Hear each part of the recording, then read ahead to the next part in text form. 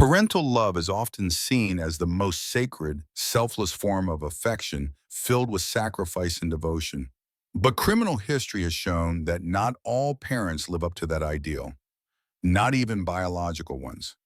This is a series about the most shocking, controversial, and heartbreaking crimes committed by parents. Each episode will focus on a different case. Today's episode is about the Gypsy Rose case, a case that remains highly debated to this day.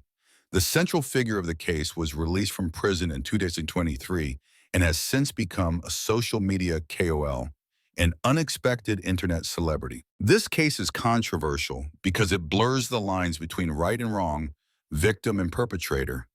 In fact, to this day, people still debate who the real victim was and who the true culprit might be. Strange, isn't it? Can someone who was brutally murdered actually be the villain of the entire story? Let's revisit this tragic and perplexing case together and try to uncover some reasonable truths behind one of the most debated and heartbreaking criminal cases in recent history. Gypsy Rose was born on February 27, 1991, and raised by her single mother, Dee Dee. When Gypsy was just 3 months old, Dee Dee took her to the hospital claiming her daughter suffered from sleep apnea, even though doctors confirmed there was nothing wrong with the baby. Over the following years, Dee Dee repeatedly fabricated illnesses for her daughter and insisted that doctors treat them. How were they treated? Sometimes it was just medication, but often it escalated to unnecessary surgeries.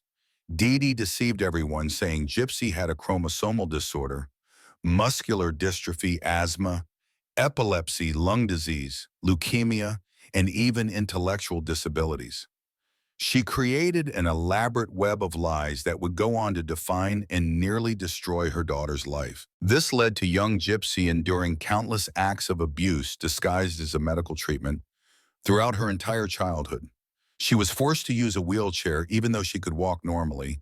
She had a feeding tube inserted into her body, and her head was shaved to make her look like a cancer patient. Due to unnecessary epilepsy medication, the side effects severely damaged her teeth. Dee Dee even managed to convince a doctor to surgically remove Gypsy's salivary glands, which made it difficult for her to eat and speak clearly, giving her a voice that sounded like a small child's. On top of that, there were many other senseless and painful surgeries that gradually deteriorated her health day after day. At this point, you're probably wondering how Dee Dee managed to deceive everyone so effectively, right? Dee Dee manipulated those around her in a calculated and methodical way.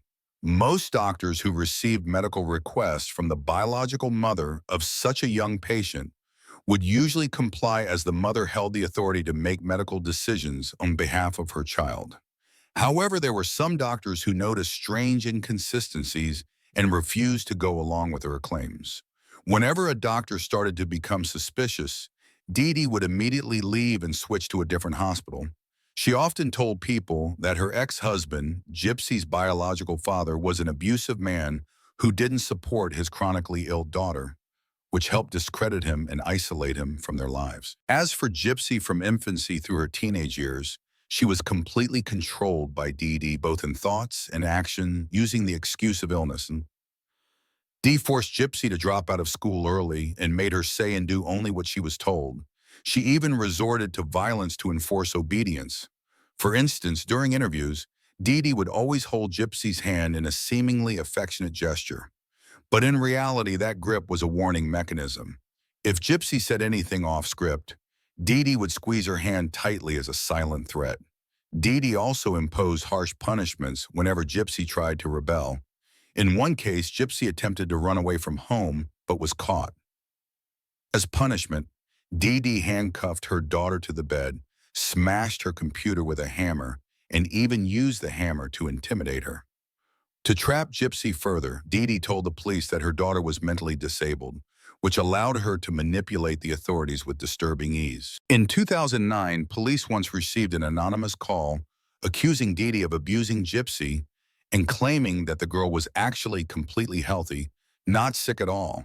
The police launched an investigation, but at the time they concluded that Gypsy had an intellectual disability. From that point forward, they no longer suspected anything was wrong. This marked a turning point for Gypsy. She stopped trying to escape because she realized that even if she succeeded and told the police the truth, they would just send her back home. Dee Dee had successfully manipulated not only the medical system, but also law enforcement and society at large, leaving Gypsy completely trapped with no way out. So why did she do such cruel things to her own daughter? Dee Dee's abusive behavior was driven by two of the most seductive desires a human being can experience: money and recognition. She lived comfortably off charitable donations, received a house from nonprofit organizations, and enjoyed trips to Disney World, free concert tickets and airline flights, all under the guise of being a devoted mother of a severely ill child. But beyond the material gains, Dee Dee also fed her ego. She was admired and praised by many as a selfless, loving mother. That admiration gave her a sense of identity, importance, and purpose, one built entirely on lies and manipulation. In the end, Dee Dee achieved the highest forms of personal satisfaction, but she did so by lying, abusing, and completely dehumanizing her own daughter, using Gypsy's body pain and even potential future as nothing more than tools for personal gain. In 2012, Gypsy Rose was still growing up under the control of her mother, Dee Dee. However, one thing that surprised me was that this girl was not mentally manipulated. She actually understood clearly that her mother was harming her and had an increasing desire to fight back. However, Gypsy couldn't find help from the society around her or from the police because her mother had already successfully manipulated everyone. At this time, Gypsy Rose met a young man named Nicholas Godejohn through an online dating site. He was a perverted young man with many psychological disorders. He had once been arrested for exposing his genitals in public. He was also believed to have autism and dissociative identity disorder, also known as multiple personality disorder.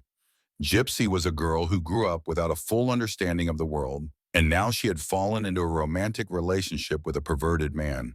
The two often talked about sex by 2015. They had arranged to meet in person and had a sexual relationship. Around that time, they began planning to murder Dee Dee. On June 9, 2015, Gypsy Rose opened the door for her boyfriend Nicholas Godejohn and gave him gloves, duct tape, and a knife. Then she went into the bathroom, sat down, covered her ears, and let him carry out the act. Nicholas entered Dee Dee's bedroom, saw her lying face down, and stabbed her 17 times in the back. After successfully carrying out the murder, the couple didn't leave immediately, but had sex at the crime scene. Then they took 4,000 and went on the run together. 5 days later, Gypsy posted a very attention-grabbing status on Dee Dee's Facebook page that "Boss is dead." In fact, Gypsy posted that status because she wanted someone to notice and discover her mother's body, and she succeeded. Many people saw the status and reported it to the police. The police came to the house and found Dee Dee's body. By tracing the IP address used to post the status, the police quickly located the young couple and arrested them the very next day. At first, Gypsy also denied the crime during the interrogation, but the evidence was already too clear. She confessed and revealed all the details truthfully. Dee Dee's abuse toward her daughter was also exposed and proven to be completely true. Gypsy always showed remorse and didn't try to shift the blame. She admitted that she was the mastermind who told her boyfriend to kill her mother. Gypsy took full responsibility, only defending herself with the argument that she killed her mother because she couldn't find any other way to escape the abuse. In the end, the court ruled as follows. Nicholas Godejohn was convicted of first-degree murder and sentenced to life in prison. Gypsy Rose was convicted of second-degree murder and received a 10-year prison sentence. This was a significantly reduced sentence due to special circumstances. Now let's analyze the case to understand why the court ruled this way and to gain a more comprehensive view of this controversial case. First, let's talk about Dee Dee's psychological condition. Many experts have diagnosed her with a syndrome known as Munchausen by proxy. This syndrome is also called factitious disorder, imposed on another FDIA. About 90% of those who suffer from this disorder are the biological mothers of the victims. They are often pathological liars, meaning they lie frequently, even about unnecessary things. They also tend to have a decent amount of medical knowledge and understand various medical terms. These individuals can be cruel and often have a tendency to enjoy seeing their victims in pain. They crave attention and sympathy from society, wanting to be seen as victims or as people who sacrifice for others. It is highly likely that Dee Dee suffered from this psychological disorder. A very important statistic about this syndrome is that victims of individuals with FDIA have up to a 10% risk of dying, which means Gypsy was in a very dangerous situation, even at risk of losing her life. If we think about it carefully, Dee Dee had continuously exaggerated Gypsy's conditions over time to the point of claiming she had leukemia. Everyone looking from the outside believed Gypsy wouldn't live much longer. With such a massive lie, Dee Dee had no choice but to keep going with it, meaning she likely wouldn't have let Gypsy live for much longer. If Gypsy remained healthy, all the lies would eventually be exposed. It is reasonable to say that Gypsy's life was being threatened by her own mother, Dee Dee. In terms of abuse, Dee Dee was the abuser while Gypsy was the victim for many years. But when it comes to the murder case, Gypsy was the perpetrator, the mastermind behind the killing of Dee Dee. However, if we consider the argument that Gypsy's life was in danger because of Dee Dee, then the act of murder could potentially be viewed as self-defense. On top of that, Gypsy had no way to seek help even when she spoke to the police. They didn't believe her, so she had very few options to protect her own life. If Dee Dee hadn't died, the one most likely to die next would have been Gypsy Rose. That is why many people agree that the act of planning the murder was actually an act of justified self-defense. Many believe that Gypsy is not guilty. This perspective is reasonable and well-founded. Another important point is that the person who directly committed the murder was Nicholas, not Gypsy. Although she admitted to being the mastermind, at the time she was planning to kill her mother, her mental state was unstable and she was heavily influenced and encouraged by this disturbed man. It makes sense to say that Gypsy is not guilty. However, Gypsy was still sentenced to 10 years in prison, and I believe this is a reasonable sentence. We can understand her actions, but we cannot fully sympathize with the act of murder. Even Gypsy herself regrets what she did. She admitted that she took drugs with her boyfriend that night, engaged in perverse behavior with him, and even enjoyed her mother's death. If her only goal had been to protect herself, then immediately after killing her mother, she should have turned herself in and proven to the police that she was the victim, not steal money and run away. Then when she was caught, she initially lied because of all these actions after the crime. I believe the 10-year prison sentence is completely justified. As for the deeply disturbed boyfriend, he was a major catalyst and took advantage of Gypsy's already damaged mental state. He was the one who directly committed the murder. Using the excuse of helping someone, helping Gypsy, he brutally stabbed her mother 17 times. After the murder, he even had sex with Gypsy at the crime scene to satisfy his perverse desires. This man clearly enjoyed killing. He is a dangerous criminal and the true perpetrator of the murder, not Gypsy Rose. In my opinion, a life sentence for a murderer like him is entirely justified. The Gypsy Rose case remains controversial to this day. Everyone involved in the case bears some degree of guilt.